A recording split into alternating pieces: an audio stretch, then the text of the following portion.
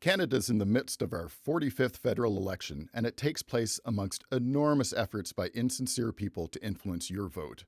You've probably seen AI-generated videos of Canadian political leaders backing crypto scams or associating with Jeffrey Epstein types or other disinformation efforts, and Trump's outrageous behavior in the United States makes it hard to rely on past norms to judge the legitimacy of some news stories these days.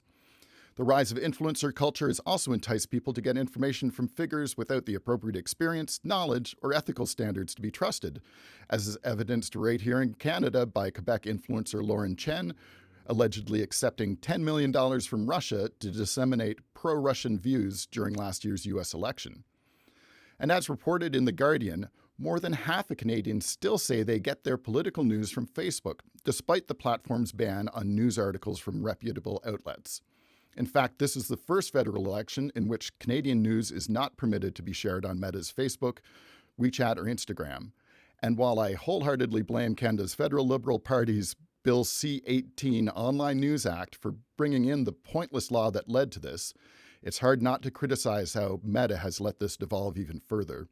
As Kevin Newman, a recent guest on the AmberMac show, explained, it's now easier in Canada to post fake ads impersonating the CBC than it is to share a story directly from the CBC on Facebook.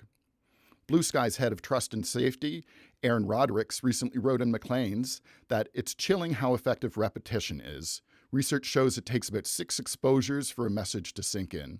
So if someone keeps saying the election was stolen, even without evidence, some people begin to absorb it as the truth. And worse, if you try to debunk it too aggressively, it can have a backlash effect because people feel they're being attacked. So while misinformation and disinformation are not going away, especially in the face of generative AI and things like that, the knowledge that China and Russian, India, and others are trying to influence Canadian elections, if you're a Canadian wanting to cast an educated vote in the upcoming election, there are some simple things you can do to guard against malicious influence and disinformation. First of all, go to each of the federal parties' websites. Find those via Google search, not clicking on an ad you happen across to make sure it's the right one, and read their platforms. See where the leaders or candidates for your riding are on social media and look at what they're saying firsthand on their accounts without getting too lost in the comments, which are full of bots and other things like that. And don't give up hope on legacy media.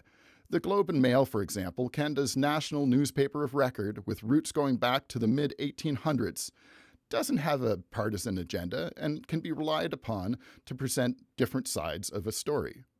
Finally, watch the leadership debates. Judge people on what you see them saying in an environment where they can be challenged directly. And maybe most importantly, if you see something suspicious online, report it. And certainly don't share it just because it makes your team look better. Politics is not sports. It has major consequences, so be responsible. In my opinion, blind partisanship is part of what's brought Canada to its weakest point in recent memory, and we don't need to indulge in the zero-sum game that is destroying our neighbor and friend to the south. So if you want to do something to be proud of as a Canadian, let it be your own behavior and fulfilling your duty to your fellow citizens to responsibly educate yourself this election and make decisions based on real people, real policies, and real patriotism, because real Canadians deserve it. I'm the other Mac. Thanks for doing your part.